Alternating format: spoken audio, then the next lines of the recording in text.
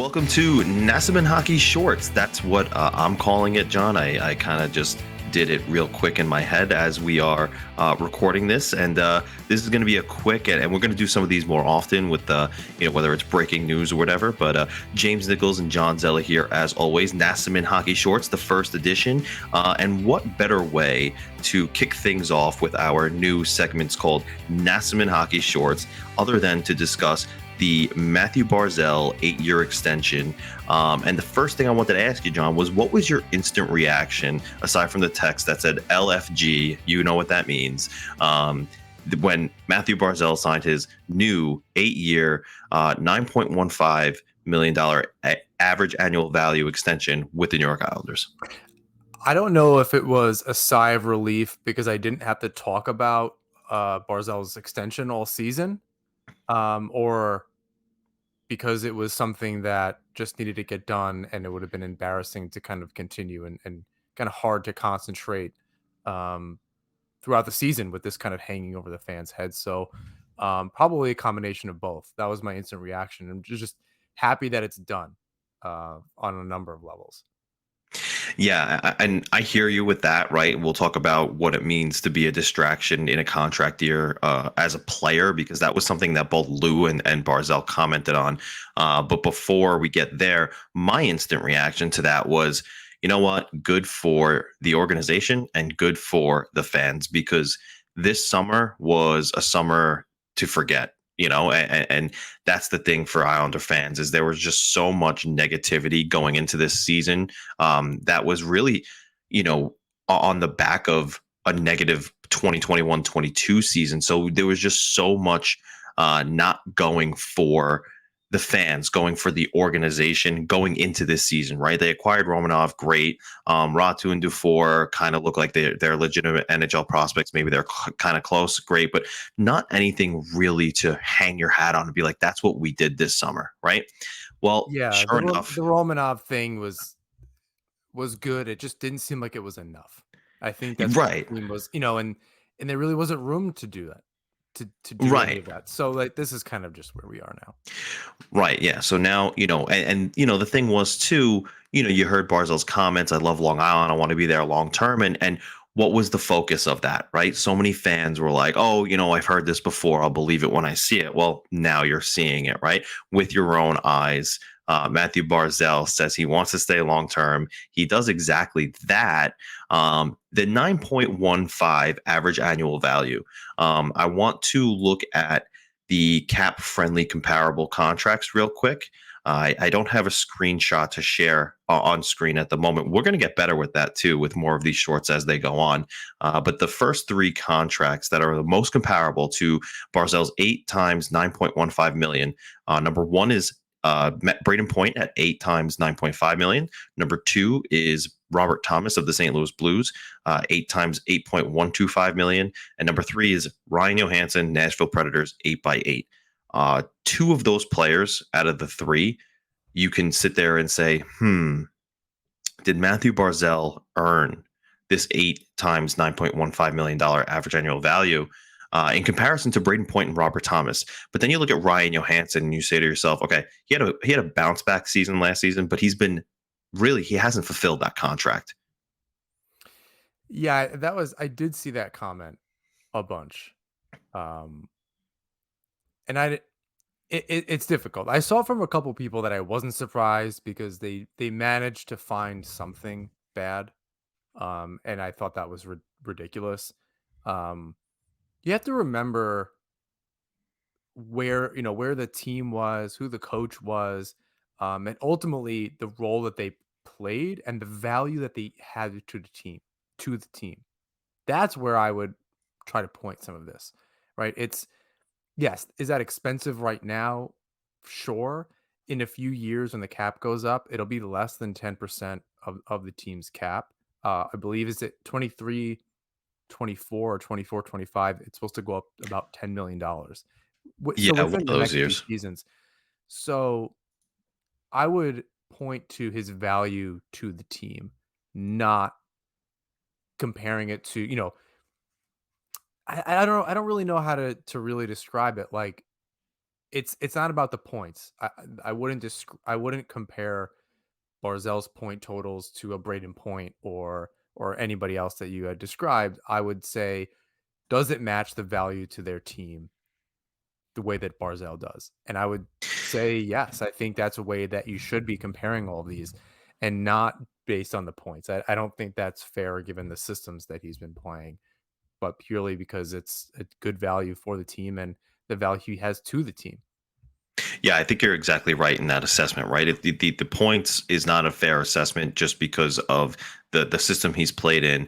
And we'll Right. see what kind of system he plays in under Lane Lambert. Take no stock in the preseason, what's gone on so far. When the regular season hits and we see the team that's going to be regularly on the ice, that's when you should start taking stock in it and give them a few games to get their feet under them as well. But looking at Shayna Goldman's tweet earlier today from the Athletic, putting Mathew Barzal's player card out there, the comments were the contract projects to be an overpayment right now, but the Islanders are betting on Barzal bouncing back and getting back to his elite playmaking ways under Lane Lambert, which is pretty much what they're buying, right? For the 8 years, they're hoping that Barzal can in a hopefully a little bit more of an offensive system, find his way into getting back to that 85 point player he was years ago. Yes. I think that's exactly what they're hoping for. But again, I think it's about value to the team. I think he can, and I think Lambert will be um, kind of transforming the team a little bit, and hopefully the transition game improves. Really, that was a huge struggle for this team, of which Barzal can be a really big piece of the way that he skates the puck into the zone and can really just move the puck up the ice. So if players can find him or Barzal can get the puck and people could, his teammates can make room for him. Yeah, I don't see why the offense can't improve. And I think as we've talked about on other episodes of the podcast, um, or on episodes of the podcast rather, there are a lot of players around him that need to step up. And we won't go into the lines and who's going to be playing with him this season. But just because you can tune in to our podcast later this week, and I'm sure we will talk about the lines and the different things. Um, Official third member of the show, Joe Pantorno, did a great article, kind of writing things up, and I was actually a little surprised by who he put together. Um, so we'll definitely be talking about that, but I think it'll have a lot to do with who Barzell is playing with, the the growth of somebody like Dobson, how Romanov can fit into the system and help move the puck up the ice. Somebody like Robin Salo and how they're going to be able to get that puck up the ice to players like Barzell and his teammates. So, um, and then his linemates in particular. So I that point total, it can improve. Like he's 3 seasons removed, you know, shortened seasons, 56 game seasons, all sorts of stuff kind of in the way of that on top of a Barry Trotz system. It's entirely possible, if not likely, that he gets back into that kind of point per game category, and I think he'd be the first one to tell you he needs to shoot the puck more. So Yeah. I think that's is it's the assist total is definitely gonna go up, but that's he's relied on that, by and large. He's easily a 20, 30 goal guy, and a lot of players, if you look at Joe Thornton, I'm not putting Barzal in this category necessarily, but there are a lot of players that have 80, 90 points that are in the 50, 60 goal assist category. They still have to score 25 goals, right? And that's not necessarily Barzell's strength, but I think he just needs to shoot the puck more. I think he can surprise goaltenders by shooting the puck and Yeah, no. instead of passing, having that more of a pass first mentality. I think he can kind of add that to his tool belt, and he'll be much better off. Yeah, no, I totally agree with you there. And if I'm not mistaken, I don't think he surpassed the 20 goal mark in his. Oh no, okay, I'm lying. In his rookie season, he had 22, but since then he hasn't broken the 20 goal plane. Closest he come was 2019-20, where he was probably going to score 20 in 68 games. He had 19. And But that's what I you know mean. he, It's he if you're gonna be a player of that caliber, you're scoring between 20 and 30 goals. It's the 100-point players plus or 95-point players plus, usually around 100, that those players are scoring over 30 goals. And that's not a crazy amount right. for someone like Barzal, given that the players around him can do that. If he does, depending on who he plays with, if Bavilier is scoring 20, 25 goals. That's a lot of assists for Barzell, and on the other side, if Right. that's Wallstrom or whomever, like, Yeah. any infinite amount of of line mates that we can, assign to Barzell, we're not the coaches. We can it doesn't really matter. I think you can make it, I think Lambert can definitely make it interesting depending on who he plays with, but yeah, that's 40 goals right there. There's your 40 assists, and that's not counting power play and that kind of stuff too. So and there's your another 20 assists if the power play is moving at a good clip. So yeah, I mean 85 points in 82 games. It's Calder winning rookie season. It's not crazy that he could do it again. Nassau Hockey is brought to you by DraftKings. Hey, hockey fans. It's finally time to hit the ice again, and thanks to DraftKings Sportsbook, an official sports betting partner of the NHL, you're in for the season of a lifetime. New customers can bet $5 on any team and get $200 in free bets if they win. If you're an Islanders fan, you're excited that Mathew Barzal just signed a long-term extension. With a new contract in hand, why not bet on him to maybe be the MVP of the upcoming 2022-23 season? If that wasn't enough excitement, you can turn small bets into bigger payouts with the same game parlays. Combine multiple bets like which team will win, how many goals will be scored, and more for your shot at an even bigger payout. DraftKings is safe, secure, and reliable. You can deposit and withdraw your cash whenever you'd like. So download the DraftKings Sportsbook app now, use promo code THPN, bet $5 on any NHL team to win their game, and get $200 in free bets if they do. That's code THPN at DraftKings Sportsbook, an official sports betting partner of the NHL. Minimum age and eligibility restrictions apply. See show notes for details. Now, I wanted to transition into how this contract came to fruition. And, one of the things that I found a little bit surprising was that Barzell was pretty open when he appeared on 32 Thoughts with Elliot Friedman and Jeff Marek saying, yeah, we're talking. And I want to be here for life. I want to be an Islander for life. And I thought to myself, I'm like, you know what? Matthew Barzell is kind of controlling his own PR right now, right? We know we know Lamoriello keeps things close to the chest, and he doesn't really give you too much information. But when Barzell got his opportunity, he did say, "I want to be here." However, he did follow that up with, "I respect tremendously Lou Lamoriello. I respect him so much. In fact, that when I one day retire from hockey in the player role and go into a management role, I want to work like him." And now we see that the contract did, the two sides continue to talk. They came to terms, and you know, one of the comments after the contract was over or was done with was, we I didn't want, for this is from Lamoriello, I didn't want to go into the season with this hanging over our heads. I felt that would have been a distraction. Barzell said something a little bit different. He said that he wouldn't have let it be a distraction to him. However, he's happy that it got done, and he did mention before it got done that he wanted it to get done within the coming weeks to leading up to the season. So I thought that those comments were interesting, but the takeaway here, if nothing else, is yeah, I do understand the way that the summer went was not the greatest.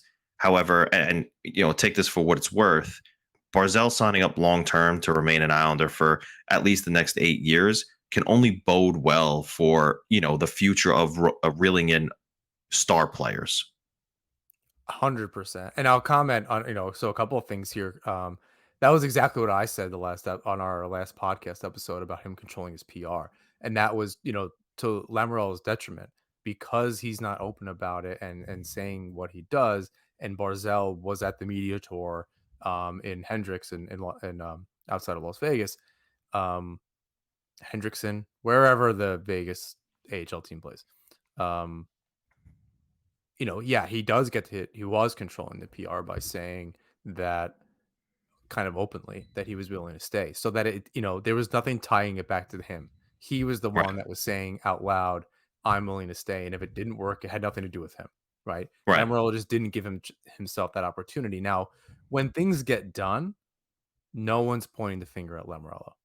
Right. It's when they don't, and that's when you can question. That's where the questions come up, and we did that all summer long. No need to rehash every single thing. It just no one knew what was happening, and then sometimes you found out nothing was happening, which is a problem, right? Had he just come out and said, "Yeah, we're not pursuing X player," we'll get mad at him for a second, but that was it. It wasn't getting dragged out until some nth, month or late that night or 2 nights later. on in the opening of free agency. He just doesn't have a grasp of that as far as the PR side. So he lives and dies by it. Is probably what I'm trying to say, Right. and that's a little bit of a problem. So Right. yeah, Barzal definitely controlled himself on controlled his PR on that. What was the second thing that you said? Uh, was it about? I'm trying to remember the order that I said things in now. Was it about him wanting to do things the way Lamorello does them when he's eventually in Right, and I office think position? yeah, I mean, yeah, becoming maybe becoming a GM, I think it's something that you learn. You take a little bit of the good. You learn lessons from the people, your mentors, things that you don't want to replicate. So if Barzell does in fact become a GM one day, um, we'll see what he does. Yeah, and this is all good news in terms of how other players are going to perceive Lou Lamorello from the outside. With the way Barzell spoke so highly of him. So good news on that front. Good news on the AAV front as well. Just because again they are buying into the hope that he will increase his offensive production, and he is going to have to prove himself and do that. Otherwise, maybe this contract could become a little bit ugly in terms of how much he's getting paid versus how much he's producing. However, there is the feeling that that will increase. And the good news Well, is, it's like pretty we said much I earlier think we too. know. I think we know it's gonna go up quite a bit, like Well, and around that's $10 million in the next few right. seasons. Again, not next summer, but I think it's either the summer after that or in 2 years. So in very shortly, it'll be Yeah. it'll be by percentage of the cap, it will not be a big deal. And I think that Right. was the other thing that you had said was about attracting UFAs or other players, and that's what Correct. you had mentioned. That's what I wanted to, make sure I commented on. Yeah, this is very good. It was not like the previous situation. We needn't go into that. This sounded very different, kind of the whole way through. That how genuine Barzell was, and kind of all that, and the fact that got it done at all speaks volumes Yep. about how it was different, right? Um, Not just basing it on what was said, but like the literal actions. But hopefully this does attract um, the other UFAs, and Barzell can go out there. Barzell spoke volumes about living on Long Island and how he likes the lifestyle, how he loves the fans, and Yep. um, that's not just I think athlete PR No. at this point. I think it's definitely genuine. Like he signed. He said to Merrick and Frege that he was on Long Island a good chunk of the summer. They were playing golf. They were enjoying things. They like being close to the city. I think that's all really, really important. And you don't essentially sign your life away for 8 years until you're in your mid 30s if you don't like it. So, and it kicks in another year. And it's a modest raise. I mean, like when you think about it, if right, so he's at 7 million now, if I'm not mistaken. Yeah. Yeah. Seven So million. he got a little bit over a $2 million raise. So if you're thinking about that contract and if it has the right value, I would look there. If you were happy with him at $7 million, you really can't be unhappy with him at 9, considering the length of the contract, Oh yeah. right? So yeah, so I think that's where I would kind of keep things, honestly. Yeah. Value to the team, and that's a kind of a modest raise for someone like Barzell, who at this point now you're looking at it is 9 years left of Matthew Barzell Oh between yeah. 7 and 9, just over $9 million. That's pretty good. It's really hard to not like that as far as the contract is concerned. Yep. The Islanders lock up Matthew Barzell for the next 8 years until he'll be 34 when that contract runs out. Kind of weird to think about because I remember him stepping onto the ice out of the penalty box and taking a penalty for handling the puck as an 18-year-old while still standing in the penalty box. But I think that wraps it up for this Nassaman Hockey Short. John, any final closing thoughts from you? No, I mean we're days away. It feels from opening night. Um, Yeah, it gets more exciting from here, I think. This is a big hurdle for the team to get over, for the fans to kind of put behind them. They'll argue for the next couple days about the contract as we, kind of dove into a little bit here, but that's it. We can kind of just Yeah. now the games are going to start to count. There's like 3 or 4 games left, um, so that we just have to point ourselves in that direction, and hopefully they get off to a good start. But that's pretty much it. So that's it. John and I both agree the Mathew Barzal contract, 8 by $9.15 million per year. It is a good one. We want to know what you think. Please leave a comment down in the comment section. Let us know what you're thinking on the Mathew Barzal contract. Please like the video. Anything that helps us will help you in the long term so that we continue pumping out better content for you. And be sure to subscribe to get a notification for the next time we do a Nassman Hockey Short, or for our next episode. You'll always be notified. And if you like seeing our faces, hitting that subscribe button will always help out right below. Until next short, guys, we'll see you then.